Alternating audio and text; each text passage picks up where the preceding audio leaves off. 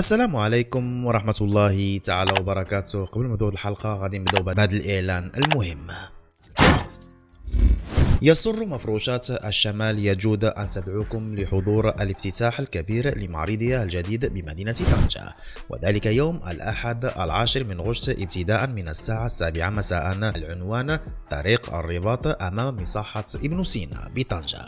تنتظركم مفاجآت مميزة وعروض خاصة بهذه المناسبة، مع فرصة لاكتشاف أحدث التصاميم في الأثاث المنزلي العصري والتقليدي، بالإضافة إلى قطع فريدة تجمع بين الجودة والفخامة. الدعوة عامة، كونوا في الموعد لاكتشاف كل ما هو جديد ورائع في عالم المفروشات.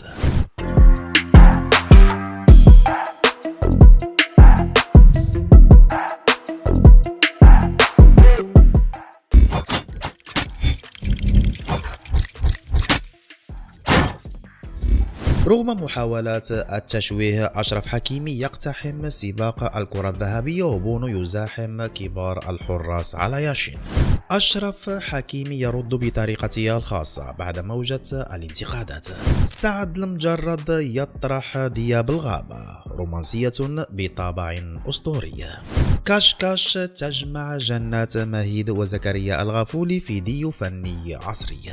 اعتقال رئيس المجلس الإقليمي لشفشاون بتهم تبديد المال العام وتورط مسؤولين ومنتخبين.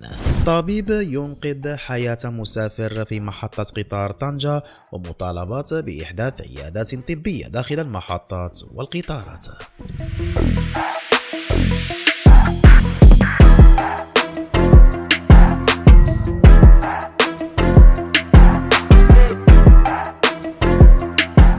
مرحبا بكم مرة أخرى في قناتكم كوكب الفن. في إنجاز جديد للكرة المغربية، أعلن الاتحاد المنظم لجائزة الكرة الذهبية عن إدراج الدولي المغربي أشرف حكيمي ضمن القائمة النهائية لأفضل 30 لاعبا في العالم لسنة 2025، رغم كل الجدل ومحاولات التشويه التي لاحقته في الآونة الأخيرة. هذا الترشيح يضع نجم باريس سان جيرمان في منافسة شرسة مع كبار نجوم المستديرة، قبل الإعلان عن الفائز في حفل سيقام يوم 22 من سبتمبر 2025 بالعاصمة الفرنسية باريس. وفي نفس السياق، واصل حارس أسود الأطلس ياسين بونو كتابة اسمه بأحرف من ذهب بعد ترشيحه رسميا لجائزة تروفي ياشين المخصصة لأفضل حارس مرمى في العالم، ليزاحم بذلك أسماء لامعة مثل كورتوا وأليسون. هذان الترشيحان يعكسان المكانة التي بلغتها الكرة المغربية على الساحة العالمية، ويؤكدان أن الموهبة والعزيمة أقوى من أي حملات تشويه أو محاولات للتقليل من الإنجازات.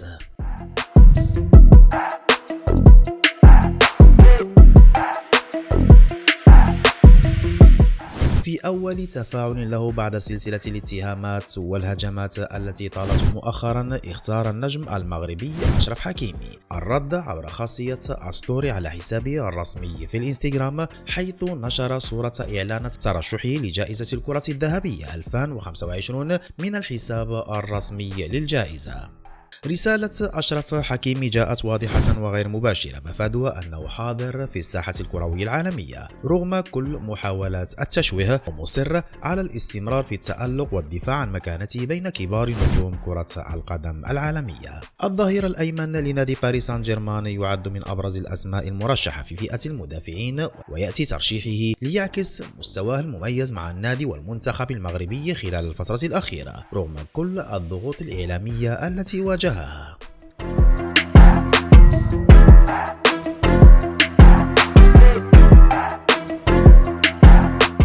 أطلق النجم المغربي سعد المجرد قبل ساعات أحدث أعماله الغنائية بعنوان دياب الغابة عبر قناة جديد موزيك على اليوتيوب، حيث اختار أن يقدمها بصيغة أوديو مع عرض صور فنية ثابتة وكلمات الأغنية على الشاشة دون تصوير فيديو كليب تقليدي. الأغنية تحمل طابعا رومانسيا يمزج بين الحس العاطفي والخيال الأسطوري، إذ يعبر المجرد عن خوفه من ذئاب الغابة أن تخطف حبيبته في استعارة فنية عن التحدي التحديات التي قد تواجه الحب. ومنذ طرحها لاقت الأغنية تفاعلا واسعا وإعجابا كبيرا من جمهور سعد المجرد الذي أثنى على الكلمات والأداء المميز، معتبرين أن العمل يحمل لمسة مختلفة عن أغانيه السابقة. بهذا الإصدار يواصل سعد المجرد تنويع ألوانه الفنية مقدما جرعة من الإحساس والرومانسية بلمسة إبداعية لافتة.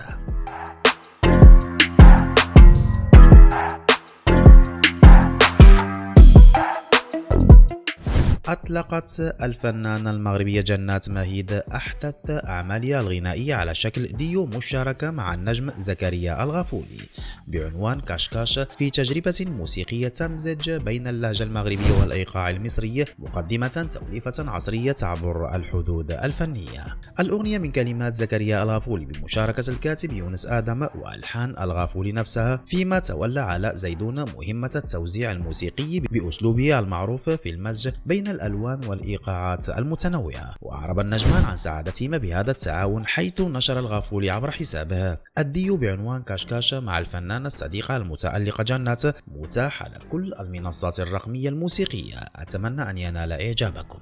منذ الساعات الأولى لطرحه على اليوتيوب والمنصات الرقمية، حظي العمل بتفاعل كبير من الجمهور الذي أشاد بالتناغم الفني بين صوت جنات الدافئ وأداء الغافولي المميز، معتبرين أن كاشكاش إضافة قوية لمكتبة الأغنية المغربية المعاصرة.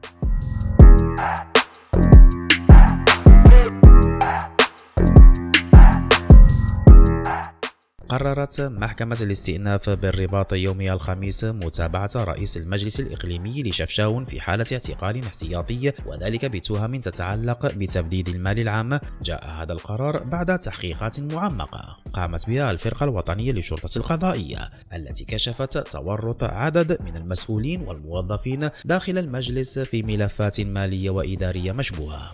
وقد تم إيداع رئيس المجلس بسجن تمسن في انتظار استكمال التحقيقات، فيما استدعي عدد من المنتخبين للاستماع إليهم كشهود في القضية التي لا تزال مفتوحة على احتمالات جديدة. رئيس المجلس مثل أمام غرفة جرائم الأموال بمحكمة الاستئناف إلى جانب موظفين وممثل شركة على خلفية اختلالات مالية تم تسجيلها خلال فترة توليه المسؤولية. وأبرز التهم الموجهة إليه تتمحور حول توظيف أعوان عرضيين أشباح يتقاضون رواتب شهرية من ميزانية المجلس دون أن يقوموا بأي مهام فعلية. محضر معاينة رسمي أشار إلى وجود أسماء في لائحة العمال العرضيين مسجلة منذ 9 سنوات دون تحديد طبيعة مهامهم. التحقيقات أوضحت أن 5 من هؤلاء الأعوان حصلوا على تعويضات تجاوزت 138 مليون سنتيم، بينما نفت الوثائق الرسمية وجود أي ارتباط لهم بأعمال حقيقية داخل المجلس. كما استمعت السلطات إلى ممثل شركة تعود ملكيتها لمؤسس متوفى، حيث تبين أن الشركة كانت تتلقى أموالا مقابل خدمات وهمية تخص حفلات استقبال،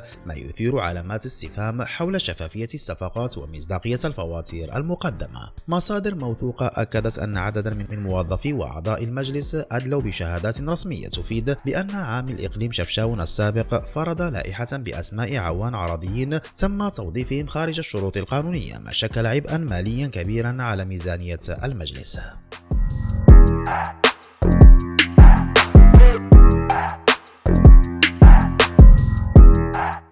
شهدت محطة القطار بمدينة طنجة يوم الخميس موقفا إنسانيا مؤثرا حين تمكن طبيب كان ينتظر ركوب القطار المتجه إلى الرباط من إنقاذ حياة مسافر كان في حالة حرجة. مصادر موثوقة أكدت أن الطبيب تواجد على متن القطار عندما سمع نداء استغاثة، حيث كان شابان يحاولان تقديم الإنعاش القلبي الرئوي لمسافر مغمى عليه، مستعينين بتوجيهات عبر الهاتف. بتدخل سريع تحسس الطبيب نبض المسافر وبدأ فورا تقديم الإسعافات الأولية، مما ساعد على استعادة نبض القلب تدريجيا حتى وصلت سيارة الإسعاف ونقلت المصاب إلى قسم الإنعاش بحالة حرجة.